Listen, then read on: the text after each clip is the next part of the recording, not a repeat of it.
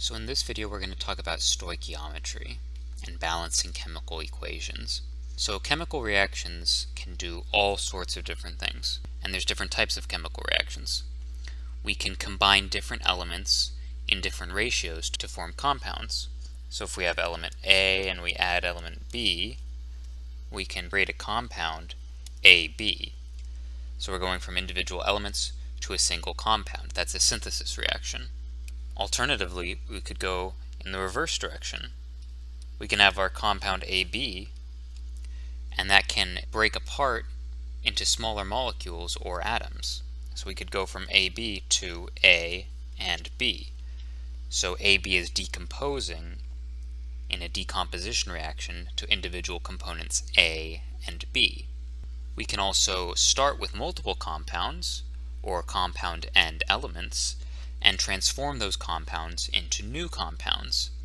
And these are replacement reactions. So single replacement, we can have a compound AB and an element C, and our C will replace one of A or B in the reactant compound. So let's say C replaces B. Then our product would be AC plus B. C replaced B.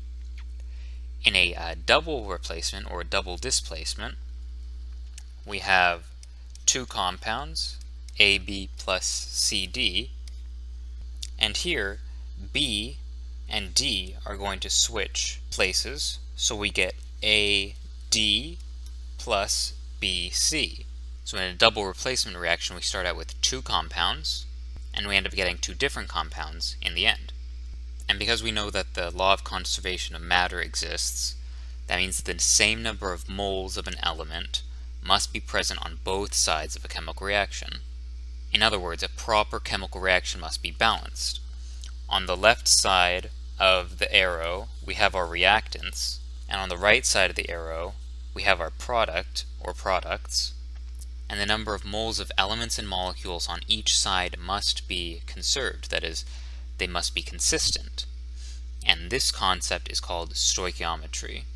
So stoichiometry has Greek roots as a word, which literally means to measure the elements. So we're measuring the elements, making sure they're conserved on each side. See, on the left side here we have 1A and 1B. On the right side we have 1A and 1B. We need to make sure it's a balanced chemical equation because we can't create elements out of thin air and we can't get rid of elements without any explanation. We have to have the reactant and the product accounted for. And so that's why it's so important to balance chemical equations. And sometimes this is really easy. Let's say we have potassium plus oxygen gas, O2, combine to form the molecule K2O2. So we're going to put coefficients in front of each reactant and product so that we balance the number of potassium and oxygen atoms on each side. Because as we can see, we have one potassium atom on the left, on the reactant side of the reaction, and two potassium atoms on the right side. Oxygen is already balanced, so we just have to take care of potassium. Immediately we can see that if we put a 1 in front of the product, that means we have two potassium and two oxygen atoms on the right side. Then on the left side we need two of each as well. Well, we can put a 1 in front of the oxygen, and then we have two oxygen atoms on the left side, the reactant side of the reaction. And if we put a 2 in front of the potassium atom, then our equation is balanced. Two potassium and two oxygen atoms on the reactant side, and two potassium and two oxygen atoms on the right side. Let's say we have sodium plus chlorine, Cl2, combine and form NaCl. What coefficients do we need to balance this chemical reaction? Well, just by sight we can see that there's one sodium on the left and two chlorine, and on the right we have one of each. So we're going to have to at least put a 2 on this side because we have 2 Cl on the left. Now we have 2 Cl on the right. But we also now have 2 Na, 2 sodium on the right. So we can put a 2 in front of the Na on the left, and now we have 2 of each atom on either side of the arrow. So this is a balanced equation.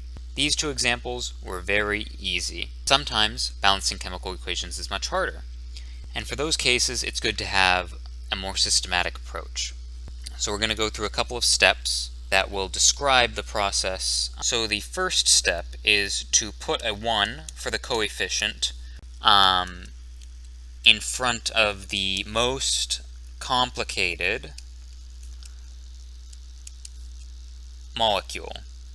And most complicated means the one with the most elements. 2, we're going to pick an element from that most complex molecule,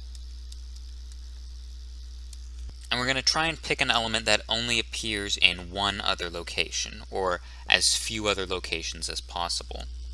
So pick an element with few other appearances, and balance that element. 3, repeat that for as many elements as there are in that most complex molecule. And 4, you may need to multiply to eliminate fractions. Because as we'll see, fractions can really help us out. And at the end we can multiply by a common factor and eliminate all the fractions. So let's apply these rules to a couple of a little bit more complicated examples of balancing chemical equations. So we have H2 plus N2 produces NH3. So let's find the most complicated molecule. That's going to be our NH3. So we're going to put a 1 in front of our NH3. Now both elements in NH3, nitrogen and hydrogen, appear only in one other location, in H2 and N2. So we can pick either one and balance that. So let's pick N and balance N. So we have 1 nitrogen atom on the right in the most complex molecule. We have 2 on the left. So in order to get 1 on the left, we're going to put a coefficient of 1/2. Because 1/2 times the subscript of 2 gives us 1, and we have 1 on the right side. Now let's do hydrogen. We have 3 hydrogen on the right. We have 2 on the left. 2 times what will give us 3? 2 times 3/2 gives us 3. 3 on the left, 3 on the right. Now we know we can't have half a molecule of nitrogen of N2 or 1.5 H2 molecules. So what we can do is multiply by 2 and eliminate the fractions and have a balanced reaction.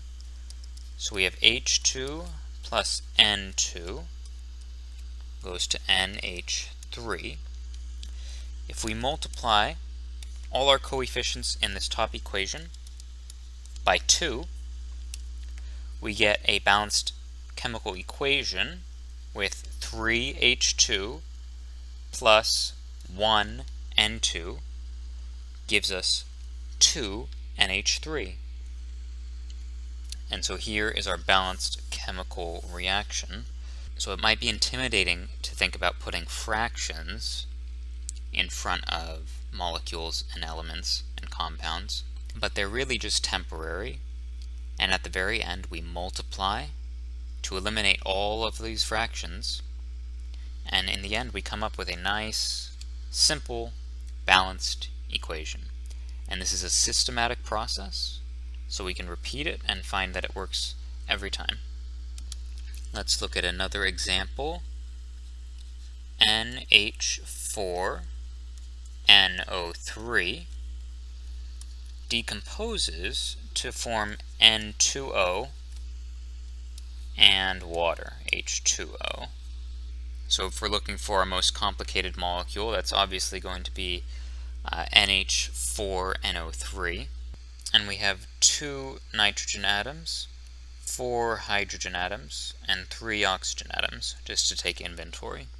On this right side, we have 2 nitrogen atoms, 2 hydrogen atoms, and 2 oxygen atoms.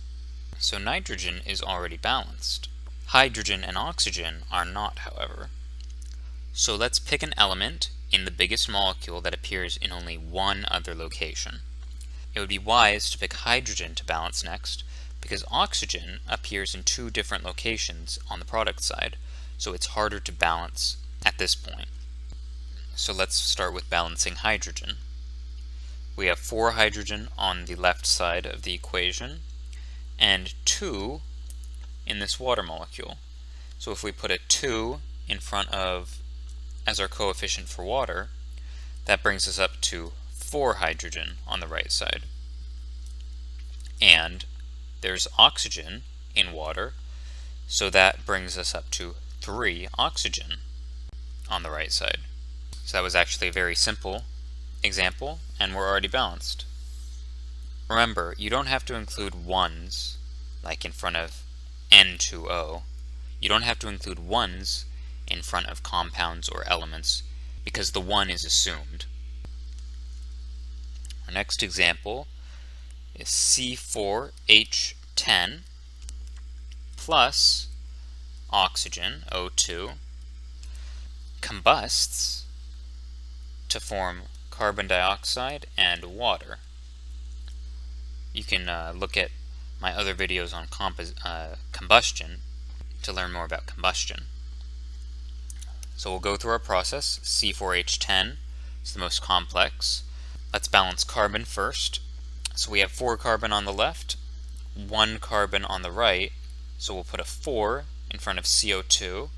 Now we have 4 carbon on each side.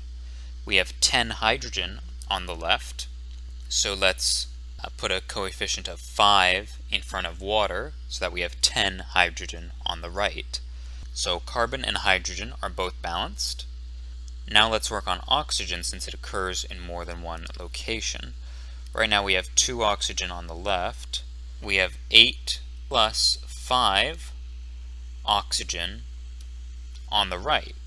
So that's 13 oxygen. So we need a coefficient on the left side that will get us from 2 oxygen to 13 oxygen. So we're going to use the coefficient 13 over 2, because if we multiply 13 over 2 times 2, I guess if we multiply 13 over 2 by 2, that is the subscript, we cancel those out and get 13. So now we have 4 carbon, 10 hydrogen, and 13 oxygen on both sides of the equation. We're going to multiply by 2 to eliminate the 2 in the denominator on our fractional coefficient. And what we get is 1 C4H10 plus 13 oxygen O2 produces or combusts to form 4 carbon dioxide molecules and 5 water molecules. K2O2 plus water reacts to form KOH plus O2. So we'll pick K2O2, put a 1 in front of that, and since oxygen appears all over the place, we will start by balancing the potassium. So we have 2 potassium on the left and 1 on the right. So let's start by putting a 2 in front of KOH. Now our potassiums are balanced.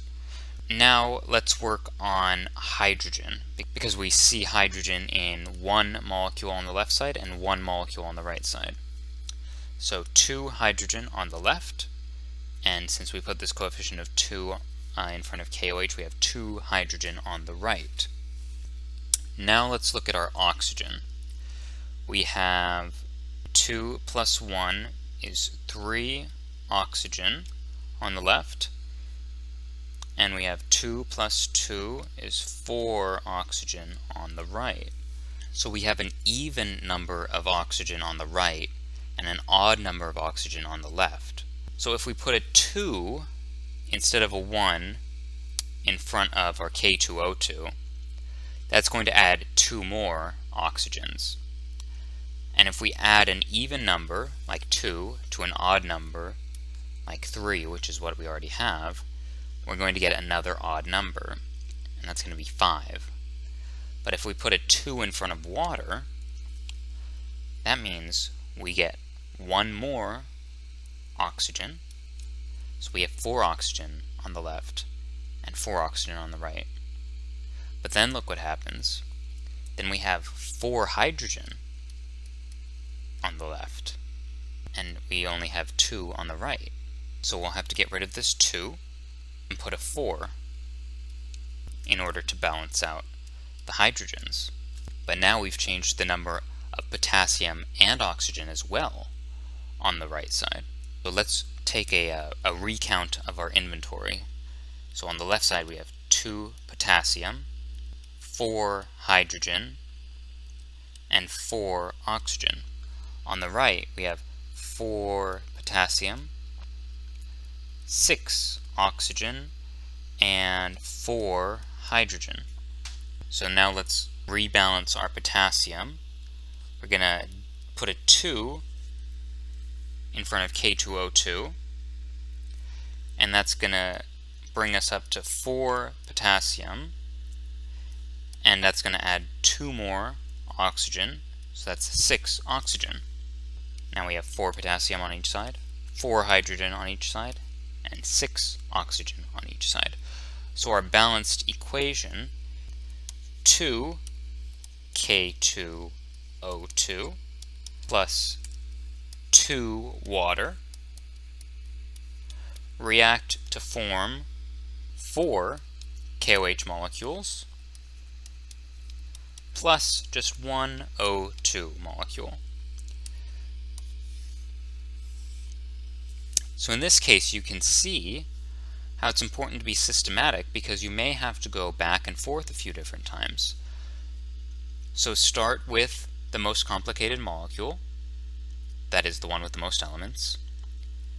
Pick one element from that molecule. Try and pick the element that appears in as few other locations as possible so that you can easily balance it. Once you balance one of those elements, repeat and repeat and repeat until all of the elements, that is the number of moles of each element, is equivalent on the left and the right, the reactant and the product side of the reaction. If you use fractions, multiply to eliminate the fractions, because we cannot have fractional molecules. And so this was just a few examples of stoichiometry, making sure the left and the right side of a reaction are equivalent.